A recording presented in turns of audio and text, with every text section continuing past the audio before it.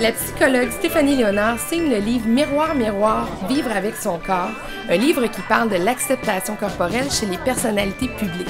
J'ai profité du lancement pour m'entretenir avec quelques-unes d'entre elles. Bienvenue sur le tapis rose de Catherine. Vanessa, tu participes à ce livre Miroir, miroir, vivre avec son corps.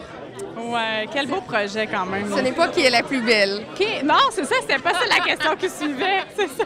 C'est rare, hein? C'est rare. Mais en même temps, c'est quand même ça le sujet un peu. Hein? C'est un peu le rapport qu'on a avec son corps, la beauté, ce qu'on se questionne quand on se regarde dans le miroir. C'est vraiment le sujet du corps, des standards de beauté, de nous comment on se sent par rapport à notre corps, dans ce milieu-là aussi, qui est le milieu de la télévision et du cinéma. C'est la majorité des gens qui n'ont pas de trouble, là, qui sont pas bien avec leur corps, en fait, là, qui l'aiment pas, qui veulent le changer. Puis je me suis dit, qu'est-ce qu'on peut faire pour atteindre ces gens-là, qui est comme 90 et plus de la société?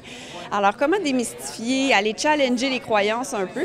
Est-ce que c'est plus difficile de gérer son image quand on est une personnalité publique? On a plus de pression. Sincèrement, j'ai jamais eu cette pression-là. Moi, je ne l'ai jamais...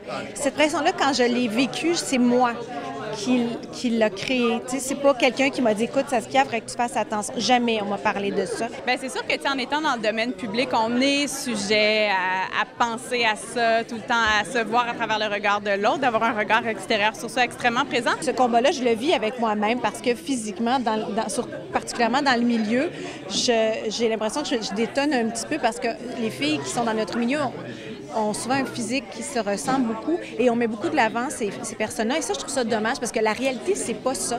J'ai pas de problème avec mon corps. Des fois, j'ai senti que les autres avaient des problèmes avec « Ah, vas-tu te prendre en main bientôt? » En prendre en main. Tu fais dire des trucs. Ah ouais. Moi, j'ai vécu quand même beaucoup de problèmes là, à l'adolescence. Puis je trouvais que si je pouvais être un modèle pour les jeunes puis de le faire, je trouvais que c'est important de parler. Est-ce que tu trouves qu'il y a un peu comme un double discours où on essaye de promouvoir ça, tu sais, le bien-être, d'être bien dans son corps, dans sa tête, mais qu'en même temps, secrètement, on a tout un peu une tête de folle qui veut perdre du poids?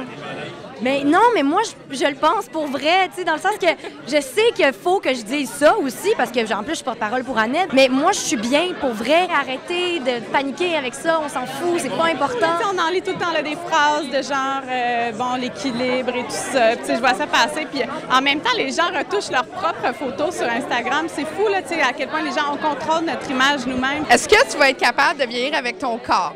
Je veux pouvoir me sentir belle, même si j'ai pas la face de même puis lisse. Qu'est-ce qui nous dit que la jeunesse, c'est la beauté? Moi, ça m'hallucine. C'est difficile de vieillir. Je suis pas en train de dire que c'est quelque chose d'extraordinaire, mais ça fait partie d'un processus et c'est notre histoire aussi qui apparaît dans notre visage, notre expérience. Tout le monde devrait réussir à se détacher de leur propre pression, même si elle est moindre que quand on est sur la place publique, ça, c'est certain. Faut qu'on se batte. Je pense que c'est avec notre talent puis notre intelligence qu'en tant que femme, surtout, malheureusement, faut qu'on réussisse à faire notre place, même si on n'est pas une jeune fringante qui sort et qui est toute fraîche. Je pense que c'est possible. Je veux dire, il y a des comédiennes âgées qui travaillent. Je veux dire, faut juste nous faire comprendre aux gens qu'on vaut plus qu'une face puis des totons fermes, tu sais. Merci, Catherine. Merci. T'es rafraîchissante.